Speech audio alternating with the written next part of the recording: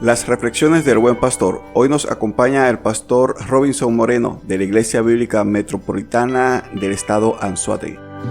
Saludos, amados hermanos, para mí es una bendición estar con ustedes. Rápidamente les voy a pedir que se ubiquen en el Evangelio de Juan capítulo 4 versículos 43 al 54. Este episodio se da justo después del encuentro de Jesús con la mujer samaritana, y si leemos un poquito antes vemos a Jesús salir de Judea. Llega a Samaria, pero su destino era Galilea. Pasando por Samaria se encontró con aquella mujer que no solo Jesús le pide agua, sino que Jesús le brinda el agua salvadora. Aquella mujer reconoce a Jesús como Salvador y luego se convierte en una misionera que es capaz de hablar de alguien que le había transformado. Luego Jesús va a Galilea, a aquel lugar donde él había hecho su primer milagro, y es bien recibido. Es importante ver que Jesús es bien recibido en Galilea. Y si se nota, versículo 44, Jesús habla de que muchos profetas no tienen honra en su propia tierra, en referencia a que él venía justo de Judea, porque en Judea y en los lugares familiares donde él había nacido y recorrido no le estaban recibiendo ni viendo como un salvador. Pues él llega a un lugar donde era bien recibido, él llega a un lugar donde él había hecho cosas y era valorado por eso. Vemos que Jesús entonces se encuentra con un personaje que estaba necesitado, pero no era cualquier personaje, era un oficial del rey, y este oficial con su hijo enfermo en medio de la necesidad se acerca a Jesús, busca a Jesús porque lo había escuchado y le dice: ve, desciende conmigo. Y es una condición que debemos valorar. El oficial, acostumbrado a tener la autoridad, le dice a Jesús que descienda con él, pero Jesús le dice: no, ve tú y vas a ver que tu hijo ya ha sido sanado. Y entonces en medio de esa conversación vemos que Jesús tiene no solo la potestad de hacer las cosas sin estar en el lugar, sino que Jesús no necesita